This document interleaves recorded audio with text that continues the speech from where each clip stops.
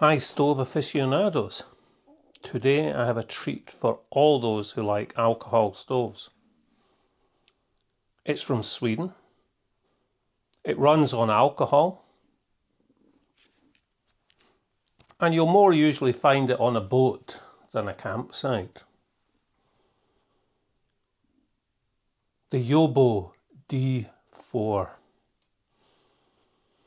Those of you familiar with Origo stoves may see a similarity. So let's have a look at this. Here is what was the Jobo range. As you can see, there's a lot of crossover with Origo, including the heat pal.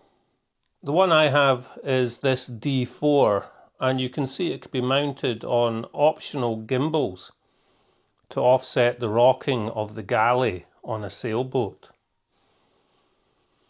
The holes for the gimbal mounting are here at the side. The pot supports have integrated fiddles. We have a Dutch pyramid tent, which you can see here. I wanted a twin burner that didn't need a large gas bottle and was easy to use, rather than having to prime the Coleman petrol stove or to lug around the large patio gas bottle. I'd been looking for an Origo 3000, but they're very expensive. This D4 came to me complete, except for the covers, here and here, which I printed myself.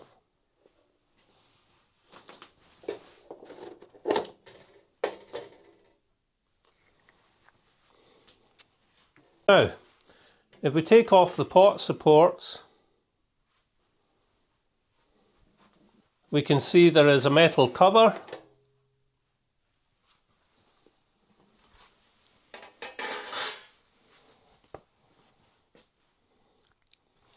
And underneath that cover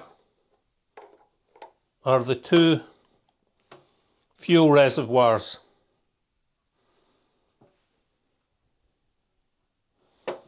If I lift this one out, you can see the well runs all the way through. You can't fill this one from the top.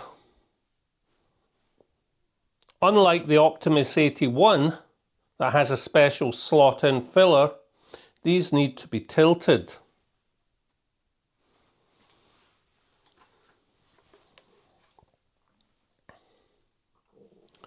Now, can you see that pipe?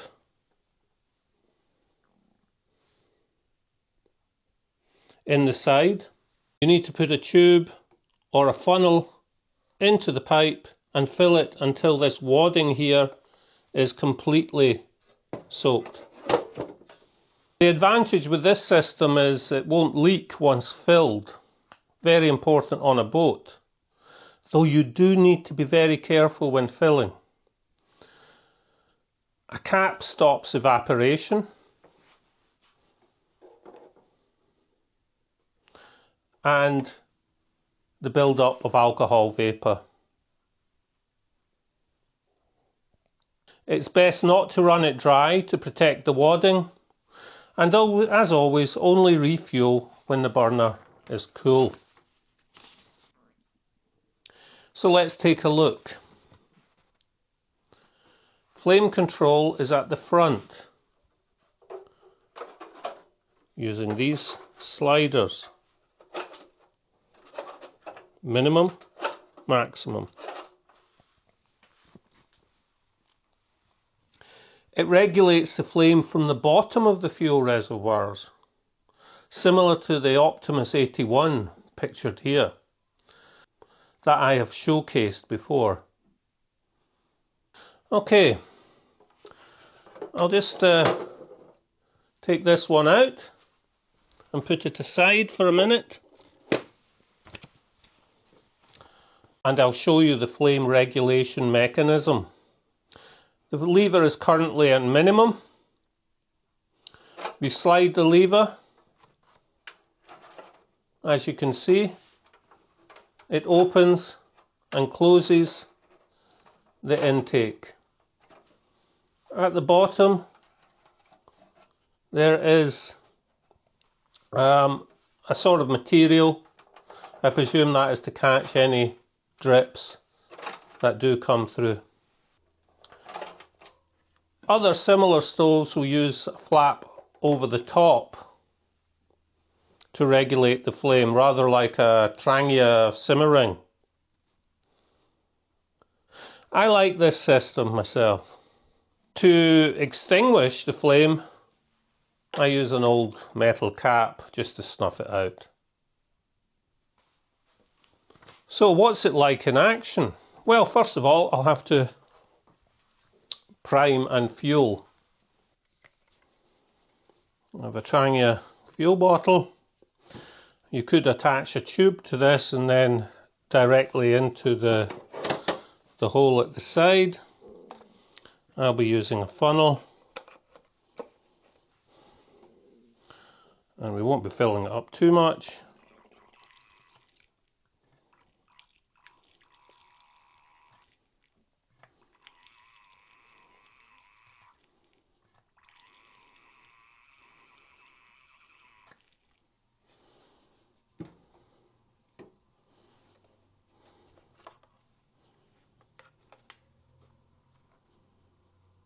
Yes, that one can be soaked enough, and now we'll just fill up this one.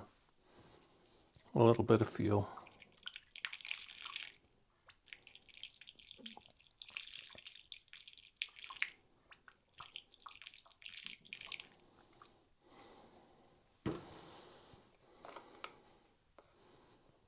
And it's also... Next, replace the lid. Sorry about, it's very shiny, so it might be some of the lights might be bouncing off it.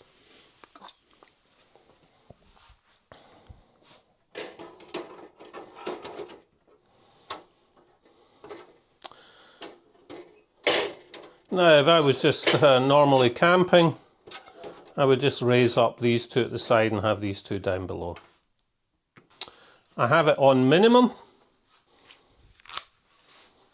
And let's see if we can get it started.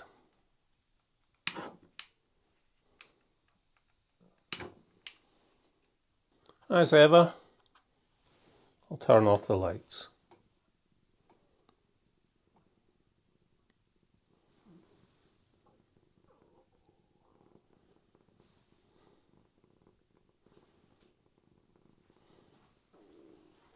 Just raise from minimum to maximum, and you can see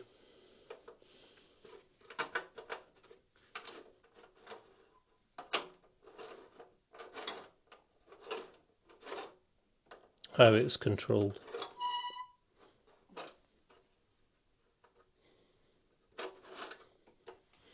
Now, I won't be using two burners today, so we'll just extinguish this one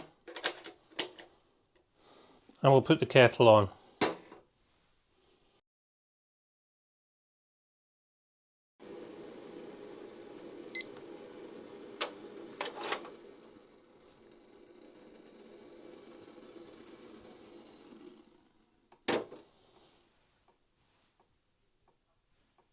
.402, which is very good. And the fact that it has such a good simmer control will also help for car camping. I'll be able to cook meals on this very easily. Remember, this is not a backpacking stove. It does lend itself well to car camping scenario when used with the windshield. And I do know people who use similar in camper van conversions. It's designed to be used on a small yacht galley safely. And it is simple, easy to use and easy to fix. I'm looking forward to using it on future trips. Let me know what you think. Do you think it is a good idea to use this for car camping? Let me know in the comments below.